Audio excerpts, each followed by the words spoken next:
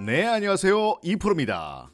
자, 최근 금융의 차트를 보면서 또 시장에 쏟아지고 있는 악의적인 기사들을 보면서 여러분들의 심기가 많이 불편할 거란 생각이 듭니다.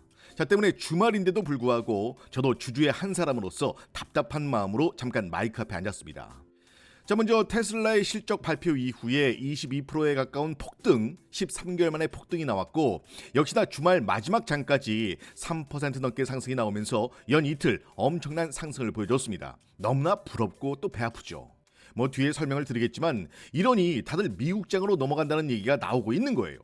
자, 일단 금요일 장만 봐도 예전 같으면 테슬라의 폭등 당연히 K배터리 주가에 엄청난 영향을 줬겠죠. 근데 시장이 어때요? 잠잠합니다. 유중이고 나발이고를 떠나서 시장의 탓을 안 할 수가 없는 그런 분위기가 연출이 되고 있다. 뭐 그냥 남 탓한다고 생각해도 어쩔 수가 없지만 다른 나라와 비교를 해봤을 때 현재 우리나라 시장 구조는 상당히 문제가 많습니다.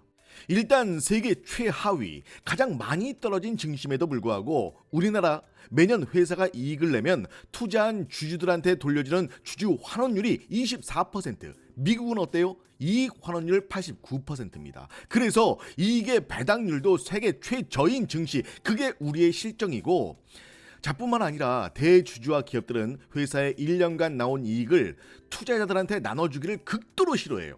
또한 증시를 활용해 쪼개기 상장과 합병을 통해서 이기적으로 대주주와 회사만 배를 불리는 배불리기에 몰두하는 곳.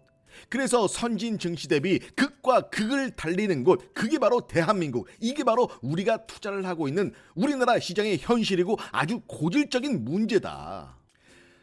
제가 시작부터 너무 흥분을 냈죠. 알았으니까 2% 조금만 흥분 가라앉히라고 구독과 좋아요 한 번씩들 눌러주시고요.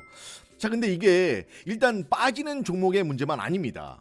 오르는 종목들도 윗꼬리 아랫꼬리가 많이 달리는 상황에서 그 폭도 만만치가 않아요. 대형주마저 그런 종목들이 계속해서 나오고 있죠. 이러니 기관들이 들락거리는 중소형주 말해 뭐하겠어요. 그쵸? 분명 그 이면엔 매수나 매도에 있어서 불안정하게 움직이는 돈의 흐름이 있겠죠. 물론 이 밖에도 엄청나게 많은 요인들이 있겠지만, 자, 현재 우리나라 같은 경우 기본적으로 투심 자체에 금투세에 대한 우려가 크게 자리를 잡고 있기 때문에 매번 시장에 던져지는 다른 요인들, 뭐 예를 들어서 통화 정책이나 환율, 미 대선을 앞둔 시너지 효과가 계속해서 안 좋은 쪽으로만 크게 부각이 되고 있다. 결국엔 이러한 것들이 우리 시장의 발목을 잡고 끌어내리는 그 주된 요인으로 저는 보고 있습니다. 금양이 직면한 문제, 당장 유상증자를 통한 자금 조달부터 기장공장 완공까지 하나하나 해결을 하고 마무리할 일들이 많지만, 자, 결국 시장이 죽어버리고 투심이 꺾여버린 시장에선 그 어떤 호재에도 주가는 움직이지 않고 설령 주가가 오른다 손치더라도 그게 얼마나 크겠냐고요. 자, 일단 장을 보면 답이 나오죠. 금요일장 같은 경우도 코스피는 대형주만 올라가고 중형주 빠졌고, 코스닥 같은 경우도 대형주, 중형주, 소형주 대부분 다 빠졌어요. 그러니까 코스피의 일부 대형주도 SK 하이닉스나 이런 대형주 중심으로만 종목들이 괜찮았고, 나머지는 전체적으로 하락 종목 수가 훨씬 더 많은 그런 구도를 보이고 있습니다.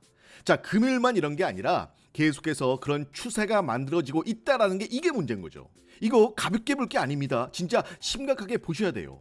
자, 최근 코스피를 봤을 때도 완전히 가둬놓고 치고받는 형태. 그러니까 하루 빠지고 하루 오르고, 이틀 빠지고 3일 오르고, 그 다음에 퐁당퐁당, 그쵸? 자, 전반적으로 좀 가둬놓은 상태에서, 그렇다고 뭐 터무니없이 빼는 것도 아니고, 묶어놓은 상태에서 변동성만 유발을 하고 선물 옵션 이런 데서 단타만 치는 그런 형태가 나오고 있다. 자, 이 와중에 코스닥은 ADR 71%, 금요일장 시작이 74였는데 71까지 빠졌고, 다음 주 화요일엔 60대 중반까지 빠지거든요. 그래서 코스닥은 확실히 과매도권으로 내려왔다라고 보시면 될 것 같은데, 또 그렇다라는 건 기술적 반등 정도는 한번 나오지 않을까, 이렇게 기대해 볼 수가 있는 거죠. 자, 또 이쯤 되면 금양 분석 안 한다고 잔소리하는 분들 분명히 계실 수가 있습니다. 근데 지금 당장 금양에 대한 악재성 기사들 말고 나온 게 있나요? 그리고 유상증자나 현재 진행되고 있는 부분에 대해서 모르는 분들이 계시냐고요. 또 모르죠. 유상증자 얘기 나 지금 처음 듣는 거다. 이게 무슨 소리냐. 물론 이런 분들 있을 수 있습니다. 이런 분들은 앞에 영상을 보시면 돼요. 아니, 굳이 한 얘기 또 하고 한 얘기 또 하고 여기저기 똑같은 영상 수두룩할 텐데 저까지 똑같은 얘기를 하면 뭔 의미가 있나 싶어요. 그리고 사실 차트 분석도 현재 상황에선 크게 의미가 없다라는 거 저보다 여러분이 더 잘 아실 거라고 생각을 합니다. 때문에 지금은 금양의 주가와 결부시킬 수 있는 혹은 현재 시장을 파악하고 돌파구를 찾는 게 우선이라고 생각을 해요. 자, 일단 여기까지 시청을 하고 계시다면 여러분도 저와 같은 마음일 거라고 생각이 듭니다. 자, 그래서 계속해서 기사를 몇 개 더 보시면요, 국내 투자자들이 자꾸 미국으로 가고 있다. 이게 사실 이런 얘기가 계속해서 나오고 있습니다.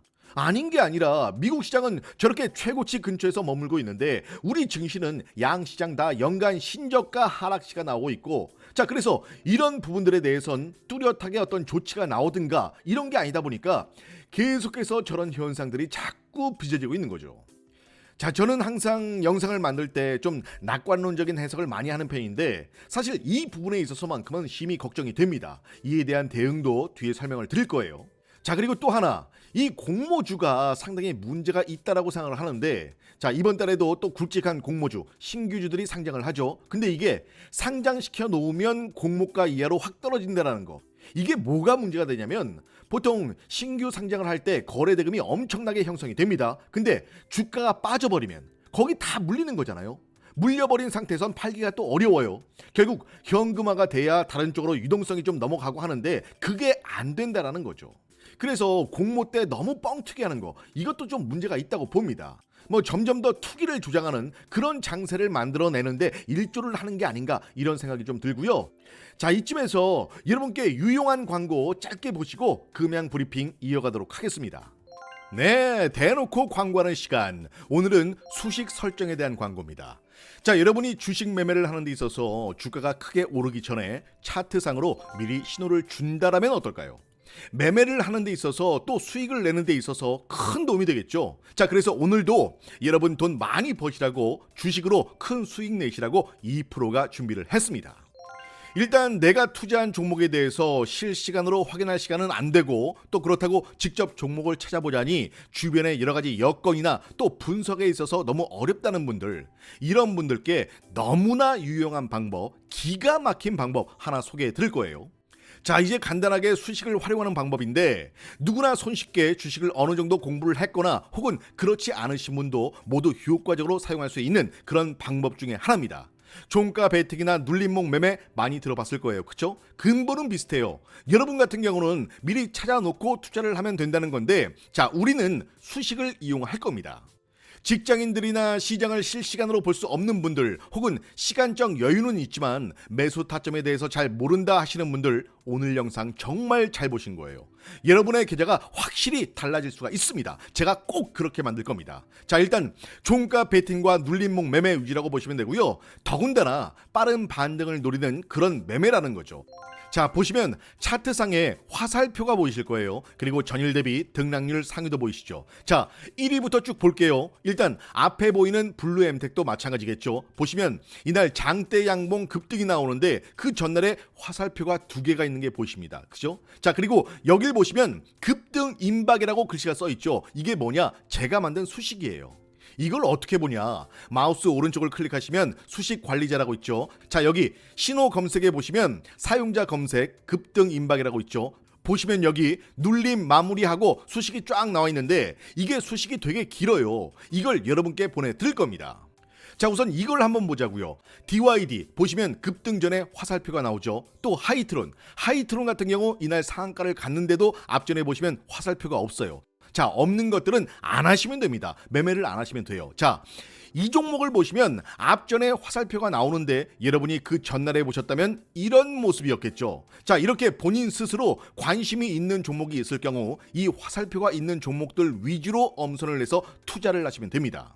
특히나 주식에 초보이신 분들, 수익을 5%, 10% 이런 식으로 정해놓고 점차 늘려가시면 되겠죠. 대부분의 종목들이 다 마찬가지입니다. 자, 제닉도 마찬가지로 앞전에 신호가 없죠. 그러니까 이 신호 자체를 만드는 게 여러 가지 지표를 토대로 해서 돌파 구간을 해석하기 때문에 앞전에 화살표가 없다? 안 하시면 됩니다. 자, 이렇게 상한가를 갔는데 신호가 없다? 그럼 하지 마세요. 다른 거 하면 되지. 굳이 집착하지 마셔라.